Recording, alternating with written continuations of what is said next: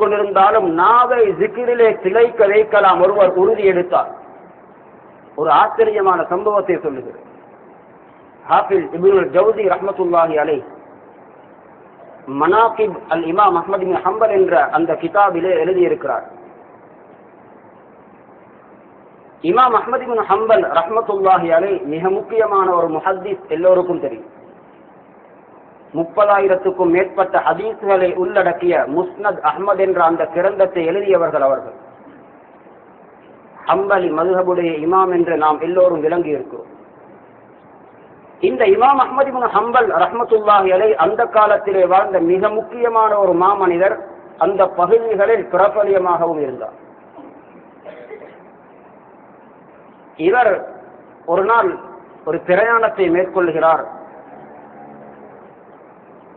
அந்த பிரயாணத்திலே சென்று கொண்டிருக்கும் பொழுது அந்த காலத்தினுடைய வாகனம் அல்லது நடையிலே போய் இரவு நேரமாகிவிட்டது. இஷாவுடைய நேரம். அந்த பக்கத்து ஊர் அல்லது கொஞ்சம் தூரம் சென்றதன் பின்னால் கிடைத்த ஒரு ஊரிலே ஒரு பள்ளி வாயல்.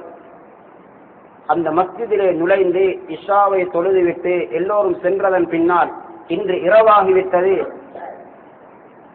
இதற்கு பின்னால் பிரயாணத்தை மேற்கொள்ள முடியாது, மஸ்ஜிதிலே ஒரு ஓரத்திலே விரிப்பை விரித்து தூங்கிவிட்டு காலையில் எழுந்து செல்லுவோம் என்ற நோக்கத்திலே விரிப்பை விரித்து தூங்க ஆரம்பித்தார். கொஞ்ச நேரம் கழிந்தது. மஸ்ஜிதுடைய முஅஸ்ஸின் வந்தார். கதவு ஜன்னல்களை அடைத்துவிட்டு யாரோ ஒருவர் தூங்கிக் கொண்டிருக்கிறார். அவருக்கு தெரியாது இமாம் அஹ்மத் இப்னு ஹம்பல் என்று. அவர் சொன்னார், பள்ளியுடைய சட்டம், யாருக்கும் இரவு மஸ்ஜிதிலே தங்க முடியாது, தயவு செய்து வெளியே சென்று விடுங்கள். இமாம் அஹ்மத் இப்னு ஹம்பல் அங்கே அவர் சட்டம் பேசவில்லை. அல்லாஹுடைய மாளிகையில் எப்படி யாருக்கு தடுக்கலாம், ஊருடைய சட்டமா மதித்து அவர்கள் வெளியே சென்றார்கள். வெளியிலே சென்று மஸ்ஜிதுடைய அந்த திண்ணையின் மீது அமர்ந்து கொண்டிருந்தார்கள்.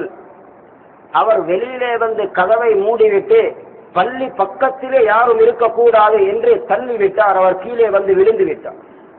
இவருக்கு தெரியாது இமாம் அஹ்மத் இப்னு ஹம்பலுக்கு. அந்த பகுதியிலே மஸ்ஜிதுக்கு முன்னால் ஒரு பேக்கரி கடை இருந்தது. அவர் மாவு பிணைந்து கொண்டிருக்கிறார். இரவு கடையாக இருக்கலாம். இதனை அவதானித்துக் கொண்டிருந்து விட்டு அந்த மனிதர் வேகமாக வந்து இமாம் அஹ்மத் இப்னு ஹம்பலை அழைத்து சென்று அவருடைய கடையிலே உட்கார வைத்து அனைத்தையும் கேட்டுவிட்டு விசாரித்துவிட்டு, இன்று இரவு நீங்கள் சாப்பிட்டு விட்டு எங்களிடத்திலே தங்கிக் கொள்ளுங்கள், நாளை காலை உங்களுடைய பிரயாணத்தை மேற்கொள்ளலாம் என்று இமாம் அஹ்மத் இப்னு ஹம்பலுக்கு ஒரு இடத்தையும் ஒதுக்கி கொடுத்தார். இமாம் அஹ்மத் இப்னு ஹம்பல் ஓத வேண்டியவைகளை ஓதிவிட்டு உறங்குவதற்கு ஆரம்பிக்கிறார்கள். கொஞ்சம் அந்த மனிதரை கவனித்தார். இரவு நேரம். அவர் மாவு பிணைந்து கொண்டிருக்கிறார்.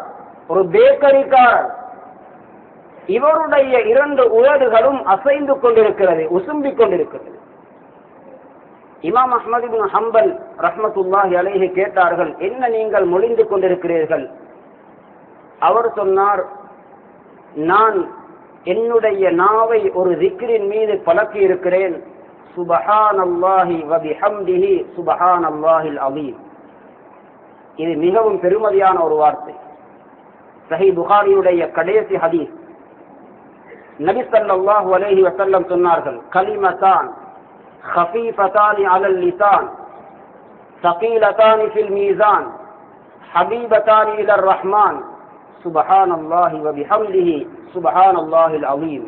2 வார்த்தைகள் இருக்கிறது. நாவுக்கு இலகுவான 2 வார்த்தைகள், அல்லாஹுக்கு விருப்பத்தை ஏற்படுத்தக்கூடிய, அல்லாஹுடைய முஹப்பத்தை அவசரமாக ஏற்படுத்தக்கூடிய 2 வார்த்தைகள்.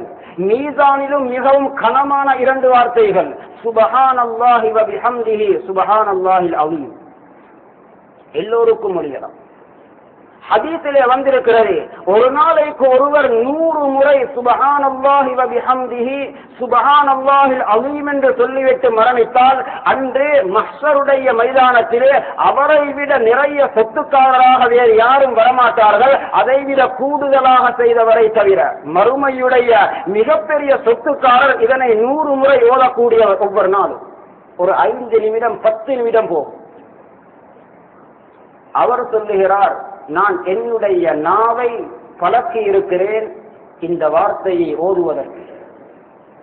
இமாம் அஹ்மத் இப்னு ஹம்பல் ரஹ்மத்துல்லாஹி அலைஹி இந்த வார்த்தையினுடைய பெருமதியை விளங்கியவர்கள் உடனடியாக அடுத்த கேள்வி கேட்டார்கள், அப்படி என்றால் இதனை நீ சொல்லுவதில் உனக்கு களைப்பு உண்டாகுவதில்லையா? இல்லை, நான் நாக்கை பழக்கிவிட்டேன், அதை சொல்லாமல் இருப்பதுதான் எனக்கு வருத்தம். அப்படி என்றால் நீ இந்த வார்த்தையை நிறைய சொல்லுவதாக இருந்தால் இதன் மூலம் நிறைய பலாபலங்களை கண்டிருப்பாயே. அவர் சொன்னார், அல்ஹம்துலில்லாஹ், இந்த வார்த்தையை நான் எப்பொழுது சொல்ல ஆரம்பித்தேனோ அன்றிலிருந்து இன்று வரையிலே அல்லாஹ்விடத்திலே எதையெல்லாம் கேட்டிருக்கிறேனோ அவைகள் எதுவும் எனக்கு தவறி போகவில்லை. அனைத்தையும் அல்லாஹ் வழங்கி இருக்கிறான். ஆனால் ஒரே ஒரு கவலை, ஒன்றை தவிர. அது என்ன? அவர் சொல்லுகிறார், இல்லை, எனக்கு ஒரு ஆசை, நான் கேள்விப்பட்டிருக்கிறேன் இந்த பகுதிகளிலே ஒரு இமாம் இருக்கிறார், ஒரு அறிஞர் இருக்கிறார், மார்க்க அறிஞர் அஹ்மத் இப்னு ஹம்பல். எனக்கு ஒரு ஆசை, நான் அவரை கவனித்து அவருக்கு பணிவிடை செய்து அவருடைய துஆவை மௌத்துக்கு முன்னால் அடைந்து கொள்ள வேண்டும். ஆனால் அது மாத்திரம் எனக்கு கிடைக்காமல் இருக்கிறது.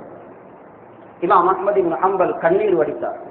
அழுதுவிட்டு சொன்னார்கள், உன்னுடைய இந்த துஆவை அல்லாஹ் எப்படி கபூல் செய்தார் என்றால், நான் இரவு தூங்குவதற்கு வந்தது அவனுடைய வீட்டுக்குள், அவனுடைய மாளிகைக்குள்ளே தங்க வந்தேன். உன்னுடைய துஆவை அல்லாஹ் எப்படி கபூல் செய்திருக்கிறார் என்றால், அவனுடைய வீட்டிலிருந்து என்னை விரட்டி உண்டத்திலே வீசி இருக்கிறான். நீ இன்று என்னுடைய அடியானாகிய இவரிடத்தில் தான் போய் தங்க வேண்டும். அவருக்கு பல துஆக்களை செய்துவிட்டு சென்றான். பெரியோர்களே, சகோதரர்களே, பேக்கரியில் இருந்து கொண்டு ஜிக்ரிலே நாவை திளைத்து வைத்திருக்கிறாரா இல்லையா? ஏன் திரிவிரில் அமர்ந்து கொண்டு ஹயர் ஓடாத நேரத்திலே ஜிக்ரிலே இருக்க முடியாது? ஏன் ஆபீஸிலே உட்கார்ந்து கொண்டு ஜிக்ரை முடிக்க முடியாது? குர்ஆன் ஓத முடியாது, குர்ஆனை படிக்க முடியாது, குர்ஆனை விளங்க முடியாது. தர்ஜுமத்துல் குர்ஆனை வாசித்தாவது ஓரளவு குர்ஆனை விளங்குவோமே. குர்ஆனுக்குரிய மாதம் வருகிறது, குர்ஆனுக்கு எங்களை ஒதுக்கி விடுவோம். நல்லோர்கள் சாலிஹ்கள் எந்த அளவுக்கு என்றால், இமாம் மாலிக் ரஹ்மத்துல்லாஹி அலைஹி ஹதீஸ் கிரந்தத்தை எழுதுவதிலும் படித்து கொடுப்பதிலும் ஈடுபட்டவர்கள் ரமலானுடைய மாதம் வரும் பொழுது ஏனைய கிதாபுகளை கூட வாசிக்க மாட்டார்கள், ஏனைய மார்க்க நூல்களை கூட படிக்க மாட்டார்கள். இது குர்ஆனுக்குரிய மாதம் என்று சொல்லிவிட்டு தன்னை முழுமையாக குர்ஆனுக்கே அமர்த்தி விடுவார். அந்த மாதத்தில் ஒரு முறை கூட குர்ஆனை